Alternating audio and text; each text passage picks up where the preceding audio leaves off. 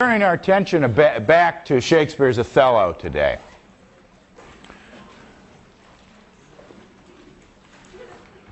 I've posed a question about this play. Is there something in Othello that would make him prefer to think that Desdemona is unfaithful to him? It seems obvious from the outside to us that the evidence that Othello takes mostly from Iago as proof of his wife's unfaithfulness, it seems obvious to us that that evidence is insufficient to justify Othello's conclusion. Why is that not equally obvious to Othello? Is there something in Othello that makes him see these innocent interactions, this accident of the lost handkerchief? Is there something in Othello that leads him to accept the very dark interpretation that Iago puts on all of these chance events? Think of the way that we, most of us not heroic Moors, think of the way that we tend to reach conclusions that outstrip the proof of the evidence when we're predisposed to accept a certain kind of view. It's not even that this is always a bad thing. After all, if we needed to wait around for sure proof about everything, we would mostly be paralyzed. How much of our lives really operate on the basis of secure evidence in that sense? We're forced to make do over and over again with some view of the world and with likelihood, and then fit the evidence into it. To expect the evidence of our lives, including our love lives, to amount to proof is to make an extraordinary and perhaps an inhuman demand. How indeed could Desdemona have proved herself once Othello's entire way of understanding the world put himself at its center as a man who'd been betrayed? It is not just paranoids who interpret the world from within a point of view. It is all of us. We have neither the cognitive power nor simply the bare time to test everything, so that the way things count for us as evidence is always open to a kind of comic misinterpretation. And indeed, this particular tragedy runs very close to the line between tragedy and comedy. It's easy to imagine a few little changes such that Iago was exposed a few minutes earlier, and Desdemona was saved, and Iago was punished, so that the play had a happy ending, a kind of poetic justice, as we tend to call it. When Othello falls into a kind of epileptic trance because his anger and his grief become so potent, it would be easy enough to reformulate those scenes and play that as a comic loss of control rather than a frightening loss of control. So the human situation that Othello finds himself in, a world of facts that we call evidence that never quite amount to evidence, never quite amount to justification. It means that Othello's position in his marriage is not all that different from the position of any man and woman who, when they take their marriage vows, do not celebrate something they can see, something they know the end of. Far from it. A wedding is not a celebration of a love already accomplished. It's a promise into an unknown and open future, a future that may be for the better, but that may also be for the worse. So the tragedy of Othello is a way of thinking about the commitments of marriage. Of course, we hope that our own married lives don't come crashing down around us as that structure of evidence that we've built up over time is suddenly susceptible to a reversal so that everything takes on a new and very bitter light. We hope that never happens to us. But is the reason we aren't exposed to that kind of tragedy that we're so much smarter than Othello? That we're better men or better women than Othello and Desdemona? What would it take for us to have some security about the honesty of our spouses and the honesty of those around us from whom we get evidence, information, ideas about what we are and about what our spouses are? So Othello raises as a play in an especially discomforting way an epistemological problem about the marriage commitment. The way that this play works through human cognition and its weaknesses, the difficulty that our life will be cast into if we're constantly demanding something that counts as proof. A reliance on proof might itself be a rejection of trust. Now, trust, too, exposes us. But it might be that a demand for certain kinds of security, for certain kinds of evidence, for certain kinds of proof will expose us as well. But let me back up a bit to some details in this play. So we go back to the question, why is Othello so susceptible to the insinuations that Iago makes about Desdemona?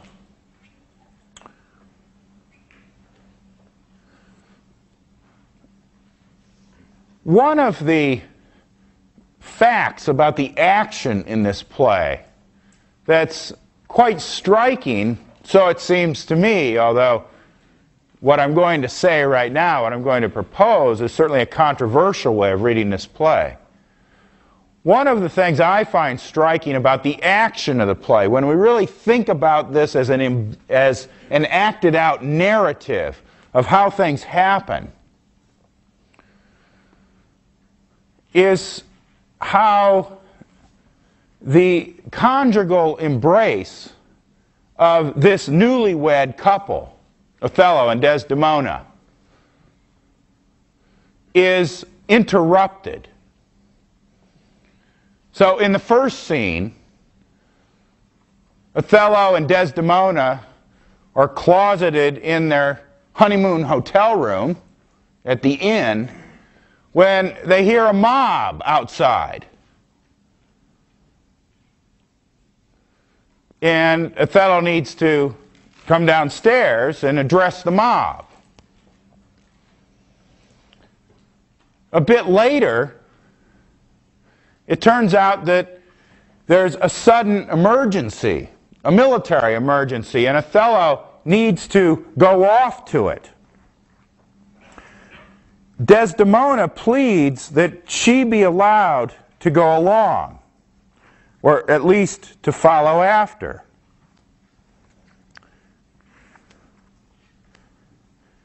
Here's what she says. This is in scene 1-3.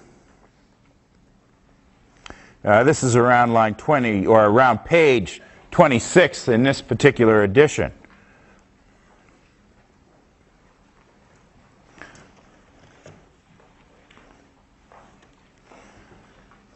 So Othello has just said that he's ready to go off to the wars.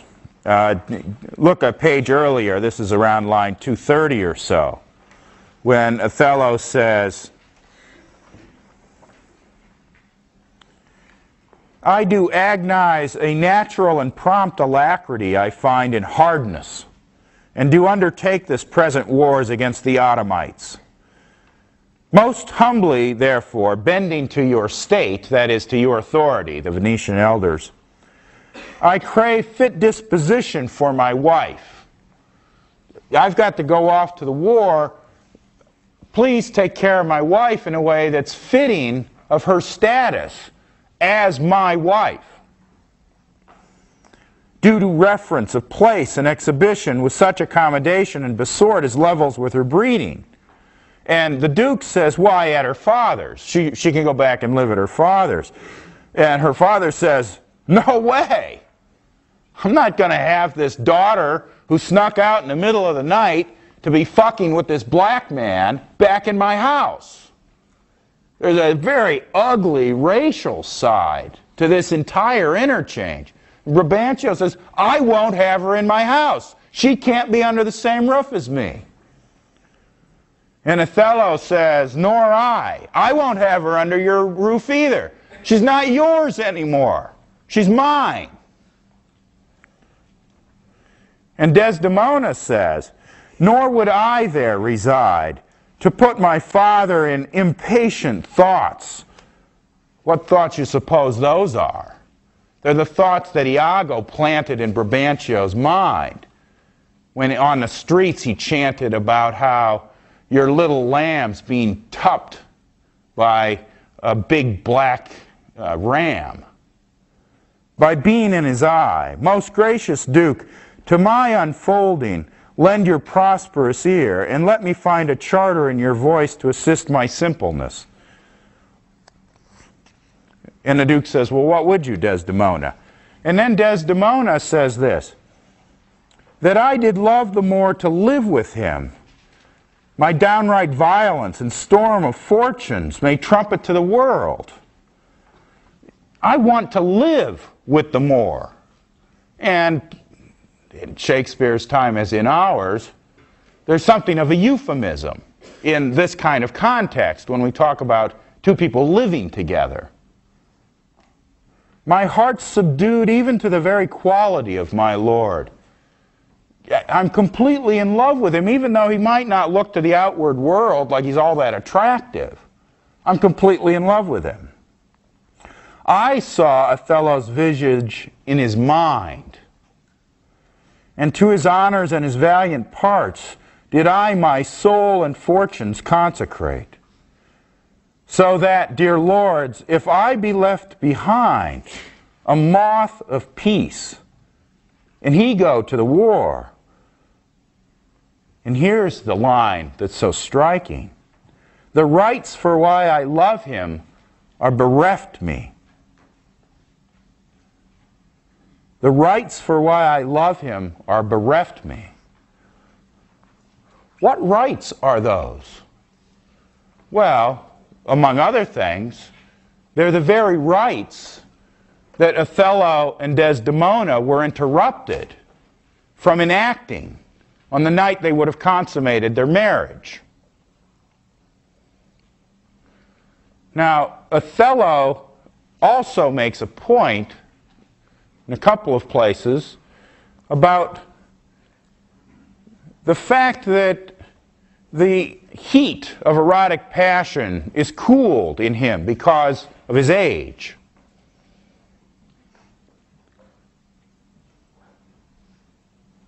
This interruption of the rites of the nuptial bed continues throughout the play. I think that the play plants in the reader's mind this question: have Othello and Desdemona consummated their marriage? And one might indeed wonder if there's not a part of Othello, I'm not sure I want to specify which part, that is not so very eager to consummate the marriage.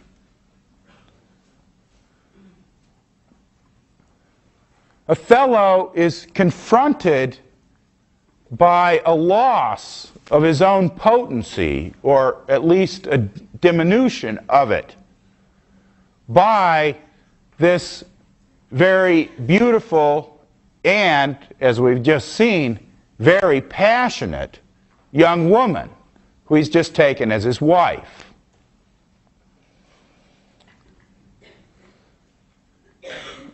It turns out that as the play moves on, in the opening scene, then in this scene where they're separated by the war, and then indeed in the final horrible scene when Othello comes to Desdemona in bed, all of these occasions where their marriage would have been consummated, where their marital vows would have come to full perfection in the marital act, in keeping with the orthodox understanding of the nature of marriage, the consummating sexual act is the private completion of the sacrament, whereas the vows are the public completion thereof.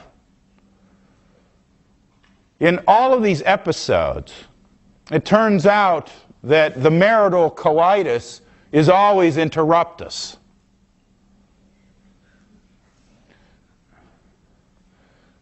This, I think, gives a very particular awfulness to this final scene then, when Othello comes to Desdemona's bed. Desdemona says to her serving woman, Iago's wife, "Put my wedding sheets on the bed." Now, that simple gesture holds within it an awful lot of significance. Going all the way back to the Old Testament, there is a kind of tradition that the wedding sheets start out pure and white, but in the first act of marital intercourse, they will be stained by blood, a blood that's understood as the sacrifice of the woman's virginity. Surely we're not to understand Desdemona as asking that blood-stained sheets be put on her bed. She's asking that pure white sheets be put on her bed that show her willingness to be sacrificed, to become the bride of Othello. Othello refuses to spill her blood. Sexually, yes, but also refuses to kill her in a way that would spill her blood. He wants to preserve her, as he calls her, as an alabaster monument. Think of that extraordinary image. On the one hand, to make of Desdemona an alabaster monument is to almost literally put her on a pedestal. To make of her something like a statue. Not a perishable woman of flesh and blood, but a permanent emblem of a perfect beauty. That's one aspect of alabaster or of marble. But of course, the other aspect of alabaster is that it's used for funeral monuments. So to make something alabaster out of her is at one and the same time to treat her as an impenetrable beauty, not a flesh and blood woman, and to treat her as something dead to you, something that deserves to be dead. Desdemona is sacrificed on her wedding sheets, but instead of the sacrifice of the completion of the wedding vow through sexual consummation, Othello sacrifices her by strangling her.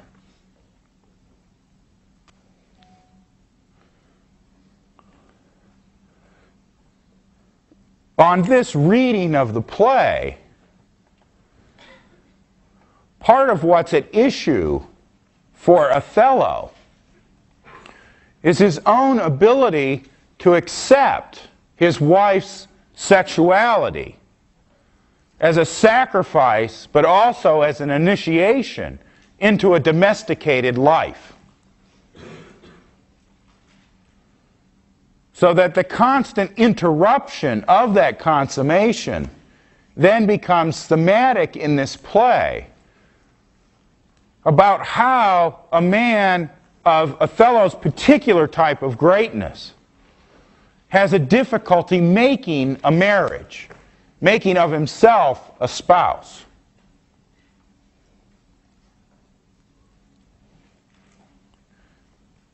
To make of himself a spouse, Othello would have to accept something from Desdemona.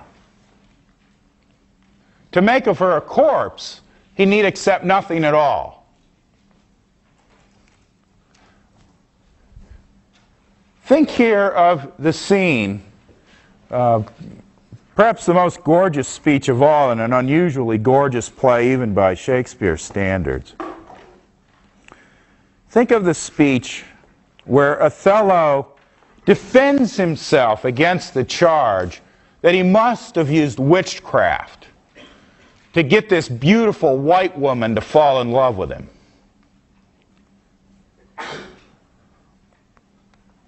How could a middle-aged, dark-skinned, thick-lipped, big-nosed guy like you have gotten this beautiful white-skinned Venetian noblewoman to fall in love with him? It had to be magic. Black magic. Here's how Othello defends himself. This is on page 21 of this edition. This is in Act 1, Scene 3. Round about line 128. So Othello says, well, her father loved me and oft invited me, still questioned me the story of my life.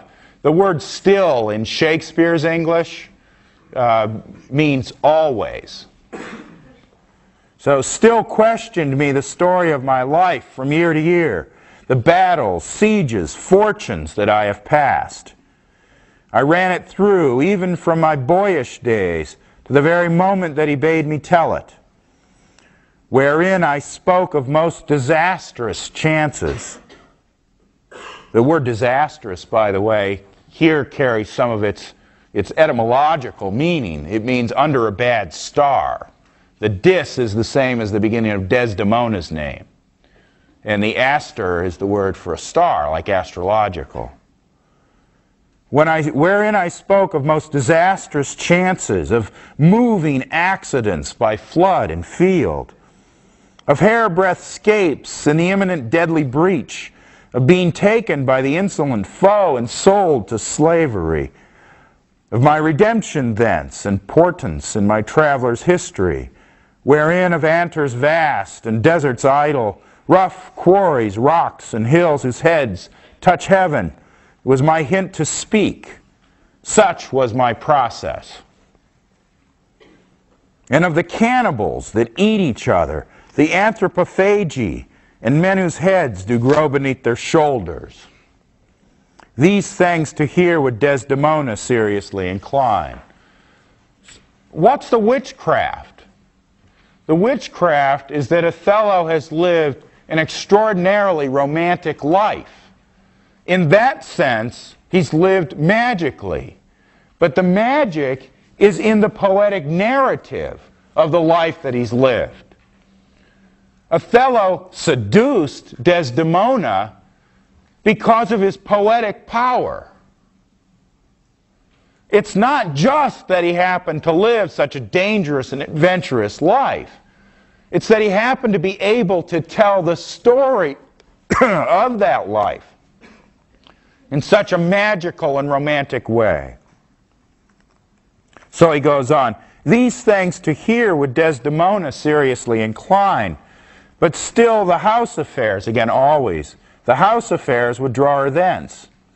Whichever as she could with haste dispatch, she'd come again, and with a greedy ear devour up my discourse.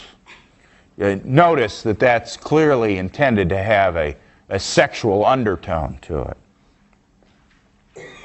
Which I, observing, he notices how interested she is in him. Which I, observing, took once a pliant hour, and found good means to draw from her a prayer of earnest heart, that I would all my pilgrimage dilate, whereof by parcels she had something heard, but not intentively. She's heard it by bits and pieces, by parcels, but now she wants to be able to sit down and just get the whole story from him.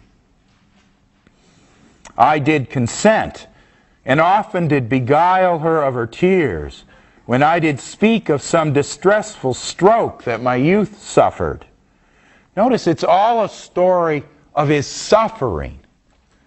This is not primarily a story of Othello, the great agent of his own life. This is a story of Othello as suffering,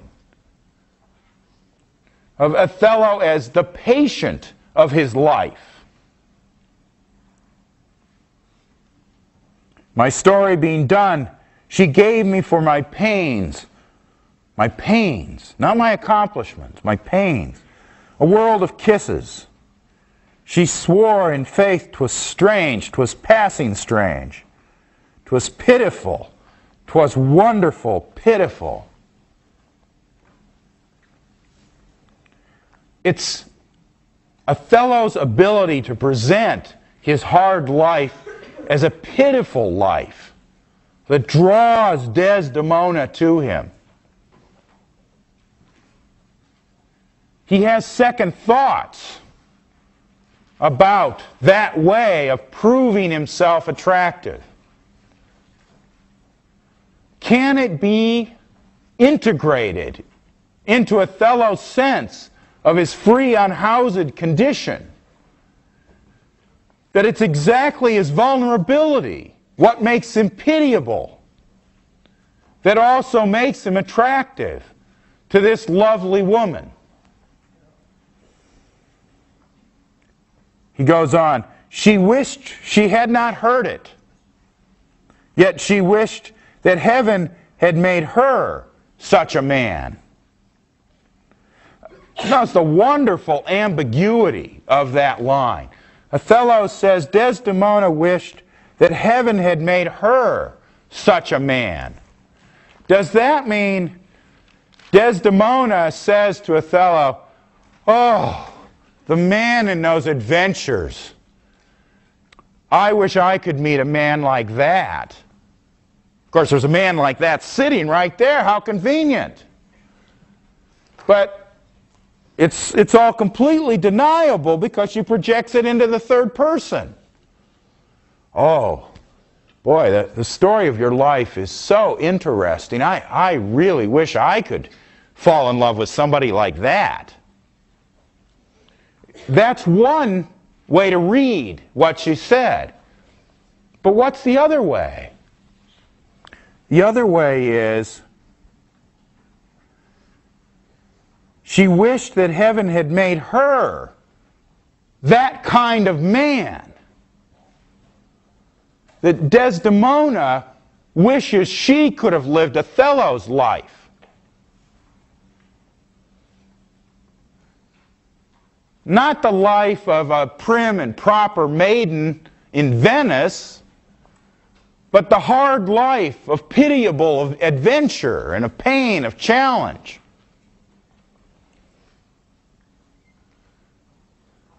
So on the one hand, Othello finds that he's attractive to Desdemona exactly to the extent that he's a man of pain, of vulnerability, of pitiability. And on the other hand, he finds that he's the occasion of Desdemona's own fantasy that she play the man, that she be the agent, and that he be the patient.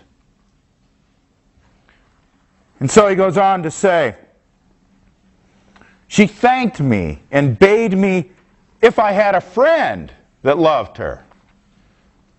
This is like when you say to somebody, oh, boy, do you have any brothers? Somebody must have used that line up there. Huh? Yeah, if they haven't, they will this weekend. Watch. If I had a friend that loved her, I should but teach him how to tell my story. And that would woo her. Upon this hint, yeah, this is a little secret. Men are slow at hints. Boy, if only there was somebody exactly like you, I would fall in love with them. He thinks, that might be a hint. Upon this hint I spake. That is, he spoke in the romantic sense. He propositioned her. She loved me for the dangers I had passed, and I loved her that she did pity them. This is the only witchcraft I have used. She loved me for the dangers I had passed, and I loved her that she did pity them.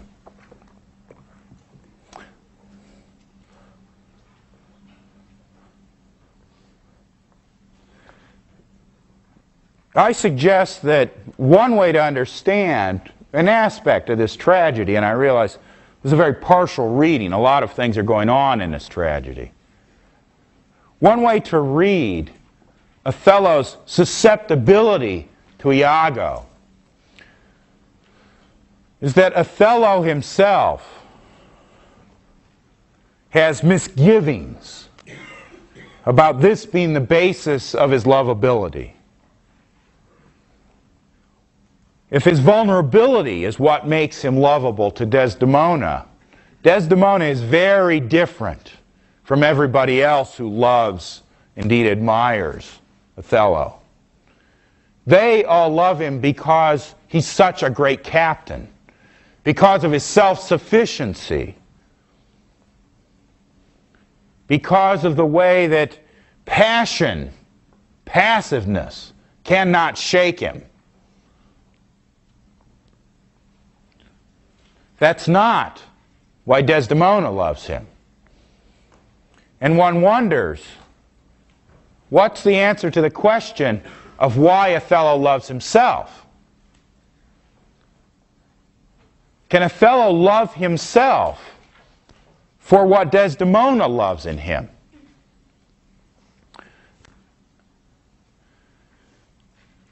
So that the passages where we hear Othello being so receptive to Iago's slanders about Desdemona's relationship to Cassio seem to me to be prepared for us in this particular speech. The speech where he tells us the nature of the love between Othello and Desdemona. Could it be that in the end, it's easier for Othello to make of his wife an eternal monument to virginity and at the same time a tomb, than it is to let her be a live, flesh and blood marriage partner in all that that implies, including as a sexual partner. Is there instead a challenge that he cannot face in letting himself be pitiable and in letting his own weak function be at the beck and call of this beautiful young woman? I don't want to insist that this is the only way, perhaps not even the most persuasive way, to read Othello as a tragedy of marriage. But it would help to explain why inside of this play, marriage really is a kind of hell. See you on Sunday at the movie.